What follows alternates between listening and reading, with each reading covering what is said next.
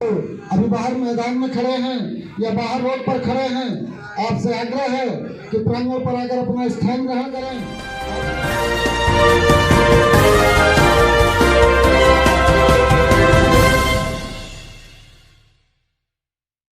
नमस्कार, आप देख रहे हैं अपना पसंदीदा सच का प्रतीक यूट्यूब चैनल खबर बुलंद भारत। साध्वी निरंजन ज्योति ने अखिलेश यादव को दी नसीहत, स्वामी प्रसाद मौर्य को पार्टी से निकालकर जनता से माफी मांगे। बांदा से खबर बुलंद भारत के लिए कासिम खान की रिपोर्ट। केंद्रीय मंत्री साध्वी निरंजन ज्योति शिक्षक एमएलसी चुनाव के शिक्षक मतदाता जिला सम्मेलन कार्यक्रम में पहुंचकर कार्यकर्ताओं और मतदाताओं के बीच भरी चुनावी हुंकार, सभी से भाजपा के प्रत्याशी बाबूलाल तिवारी को भारी मतों से विजयी दिलाने की अपील की, साथ ही सरकार की नीतियों का जमकर किया गुणगान। इसके अलावा विपक्ष को भी जमकर घेरा। केंद्रीय मंत्री साध्वी निरंजन ज्योति कार्यक्रम के दौरान भावुक होकर मतदाताओं से प्रत्याशी को जिताने की अपील की। कहा कि मैं बुंदेलखंड की आपकी बेटी हूं, मेरे प्रत्याशी को जिताएं, यही मुझे आप बुंदेलखंड वासियों से आशीर्वाद चाहिए। आप लोगों को गर्व होता होगा कि मैं इसी बुंदेलखंड की बेटी हूं।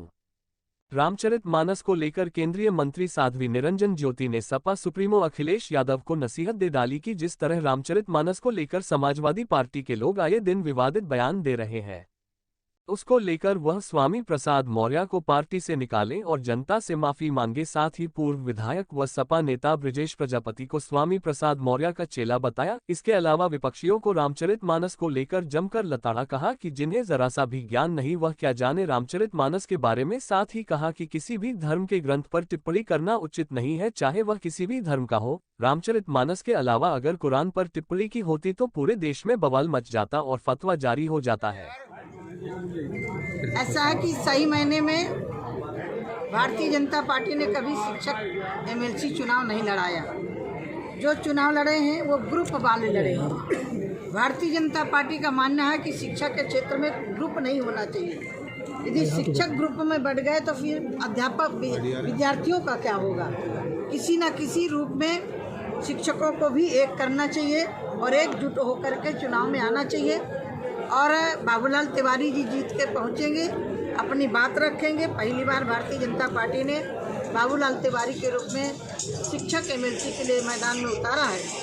मैं जनता से, जो हमारे शिक्षक हैं, मैं उनसे अपील करती हूँ कि आदरणीय बाबूलाल तिवारी जी को जिता करके पहुँचाएँ और अपने अधिकारों को क्यों जो शिक्षकों का अधिकार छीना है। भारतीय जनता पार्टी की सरकार 2005 में नहीं थी। छीनने वाले तो सपा वाले लोग हैं जो चिल्ला रहे हैं। आज हम देने वाले लोग हैं और मुझे मालूम है कि हमारी चाहे प्रदेश की सरकार हो चाहे केंद्र की सरकार हो, जनहित में कोई भी काम होते उनको रोकती नहीं है। और मुझे पूरी उम्मीद है कि बाबूलाल तिवारी जी पहुंचेंगे, अपनी बात वहां रखेंगे। मैम देखिए, स्वामी प्रसाद मौर्य जी ने बयान दिया है, आपने अभी कहा संत है, मैं यहीं आई हूँ और खिचड़ी खाने के लिए, लेकिन वो तो रामचरित को मानस को बता रहे हैं। देखिए, मैं ऐसे लोगों का जवाब देना मैं उचित नहीं मानती हूँ। रामचरित मानस उन्होंने पढ़ा नहीं है और जिनको वेदों का बोध ना हो, उपनिषदों का ज्ञान ना हो, हमारे शास्त्रों का ज्ञान ना हो, उनको टीका टिप्पणी करने का अधिकार नहीं है। हम किसी के ग्रंथ पर टिप्पणी नहीं करते। शायद यही टिप्पणी कुरान पर कर दिए होते तो आज पूरे विश्व में फतवा जारी हो जाता। मैं स्वामी प्रसाद मौर्य के लिए मैं इतने कहना चाहती हूँ, अखिलेश जी जिम्मेदार हैं। यदि वो मर्यादा पुरुषोत्तम को मानते हैं, भारत की जनता की भावनाओं को जो हद किया गया है, यदि वो सहमत हैं तो स्वामी प्रसाद मौर्य को अपनी पार्टी से हटाएं और माफी मांगे। उनके समर्थन में विजय प्रजापति जो विधायक थे, बीजेपी से विधायक, वो दोनों गुरु पहले तो ये बीजेपी से विधायक थे ना, चेला दोनों बीजेपी छोड़ने के बाद आज सपा में बीजेपी में आए थे और चले गए। गुरु जैसा वैसे ही चेला, एक ही स्वामी प्रसाद मौर्य के वो चेला थे। मैं इतना ही कहना चाहती हूँ, मर्यादा पुरुषोत्तम भगवान राम को जो पढ़ लेगा ना, वो कभी टिप्पणी नहीं कर सकता। अयोध्या से निकलते कोई अयोध्यावासी नहीं होता है। लंका में विजय प्राप्त करते हैं तो सबसे पहले निषाद को गले लगाते हैं, सबरी को गले लगाते हैं, भीलों को गले लगाते हैं, संतों को साथ में लेकर के। और यहाँ तक कि लंका पर विजय प्राप्त करने के लिए जरूरत पड़ती है तो लंका के रावण के भाई को भी अपना मित्र बना करके लंका पर विजय प्राप्त करते हैं।